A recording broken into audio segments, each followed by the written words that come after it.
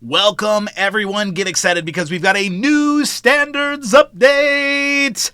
Today, we're covering ASU 2024-04, FASB's new guidance on induced conversions of convertible debt instruments. And here's hoping I don't induce boredom along the way as we cover the new standard impacts.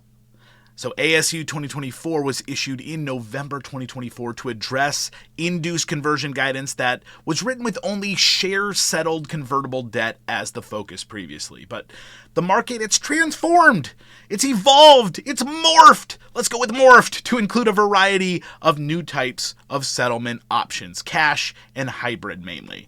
And so modification to the guidance was needed to catch up to the market. And that's what ASU 2024-04 is attempting to do. All right, so how are they going to do this? What are the key provisions included in this update? Well, FASB's goal with this update, at least from my viewpoint, was to expand the scope of what qualifies as an induced conversion. In a sense, they're inducing more inducements. They're saying, let's make sure we catch all the scenarios where inducement is the intent under inducement accounting. So let's look at a couple of these scenarios that have changed. The first one here, inducements for instruments no longer convertible. And this might sound contradictory at first. How can a non-convertible instrument be induced to convert? But hear me out. Let's look at a scenario. Let's imagine that we have an original debt instrument that had a convertible feature at issuance. But over time, changes to the terms have made it non-convertible.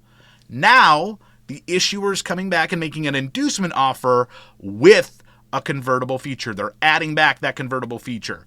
If the original terms included a convertible feature and the inducement offer includes one too, this scenario is brought under the inducement accounting umbrella. It's like reminding the instrument, hey, you were born to convert, let's go back to the basic intent.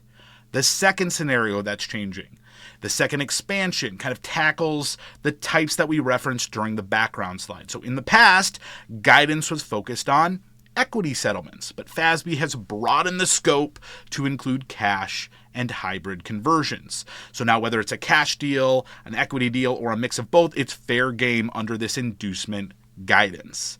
The third scenario, the final kind of key expansion, deals with volume-weighted average pricing, VWAP formulas. So previously, any change to a VWAP formula, that's so fun to say, any change to a VWAP formula automatically triggered an extinguishment. But now this update clarifies that adjustments to the formula won't necessarily disqualify the transaction from inducement accounting.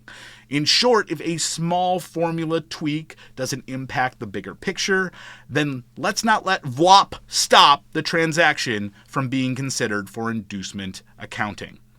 Now that kind of covers our expansion of scope, but one additional key provision that I wanted to mention, the new guidance introduced a 1-year look back. So if a debt instrument was modified within 1 year before an inducement offer was accepted, you use the conversion price and any other key settlement terms prior to the change or modification when assessing if this falls under inducement accounting treatment. Assessing being a key word there. So this only applies when the debt's been modified or exchanged during that 1-year period, not when the terms change because of the original agreement.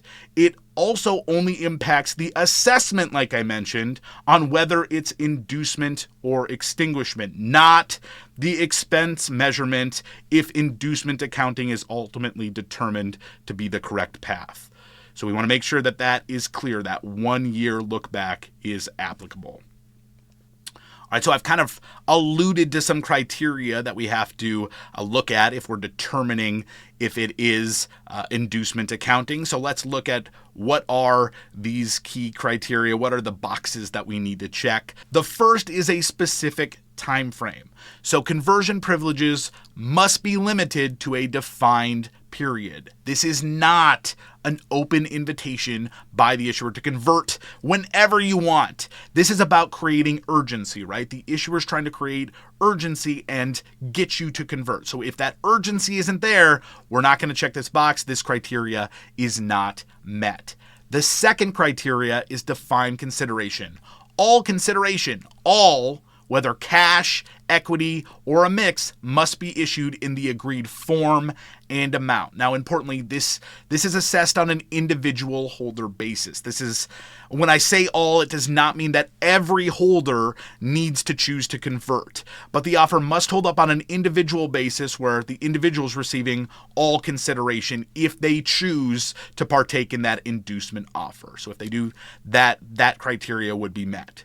Our third criteria here is substantive conversion feature, and this should sound familiar since I just referenced this as a key provision on the last slide.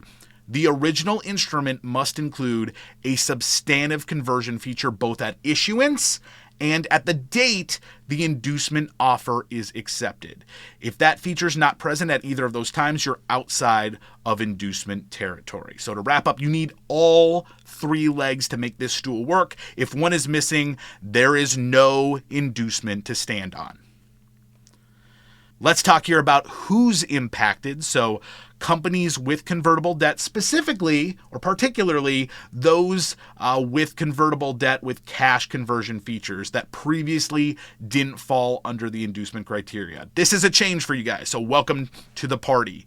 And then what are the key impacts here, maybe from a more broad or general perspective? So first, the update enhances consistency by eliminating the choose your own adventure approach to applying guidance. We've got some consistency here along induced convertible debt terms that kind of match today's financial environment, right? And how that should be treated. The second is we may see some financial statement implications. When you're talking inducement, you often have conversion-related expenses. When you're talking extinguishment, you've got gains or losses. So if we see an increase in inducements, we might see more conversion-related expenses show up in the financials. All right, let's take a look at an example here, so that we can connect back to some of the changing guidance that's happened. So this example comes straight from the new guidance, KC, for those just hanging out at ASC 470-20-55. So in this scenario, we're looking at holders of a convertible bond issued by Entity A in 2024 with a conversion feature set at $25 per share. So under the current conversion privileges, there's a cash provision, and this is the first impact. So previously, only equity settlements would qualify for inducement, but with the expanded guidance, we now include cash and hybrid settlements, so we can continue on this inducement assessment journey once the inducement offer comes in. Additionally, the conversion in this scenario includes a VWAP provision calculated based on the common stock price over 40 days. Remember 40 days, remember VWAP provision. This is going to be important here when we get to the next slide. All right, we've talked about the facts at issuance. Let's talk about the inducement offer facts. So on May 15th, 2027, Entity A comes in and tries to make us an offer we can't refuse. I know my Brando Godfather impression needs work, but you get the picture. The offer is available for 60 days and includes a conversion feature similar to the existing privileges. So 40 shares for every $1,000 or $25 per share, adjusted by VWAP. However, the VWAP formula shifts from the average stock price of over 40 days, which was at issuance, to just 15 days. And I want to call this out as the second impact this new guidance has. So under the old guidance, this VWAP adjustment would have triggered an extinguishment. The VWAP would have stopped us assessing if this is inducement, but thanks to the update, we can keep rolling. Additionally, as part of the inducement offer, Entity A attempts to sweeten the deal and adds 5 warrants to acquire shares of common stock at $40 per share, expiring 5 years after issuance. Let's remember these warrants because that's going to come into play during our criteria. All right, now that we've got the details of this inducement offer and the original issuance, let's assess the inducement criteria. Criteria number 1, are the conversion privileges available for a limited time? Yes. As we mentioned, they're limited to 60 days. So boom, criteria met. Criteria number 2, does the conversion include all the consideration? Yes. So the consideration is fully in cash. Boom, criteria met. But I want to make a note here that they did add that sweetener, those warrants. If sweeteners like warrants are added, they affect the measurement, but not the inducement criteria assessment. These things were added. They were not part of the original consideration. So as long as that original consideration, all of that is provided, we're good. Boom, criteria met. Criteria number 3 here, did the existing debt instrument include a substantive conversion feature?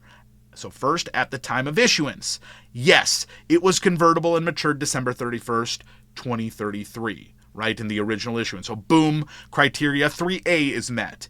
And then, did the existing debt instrument include a substantive conversion feature at the date the inducement offer is accepted? Yes, the offer includes conversion terms for consideration in exchange for each $1,000 bond. Boom, criteria 3B is also met. So the result, this qualifies as an inducement of convertible debt. And I always appreciate seeing these examples in action, so you gotta love those 55 guidance sections.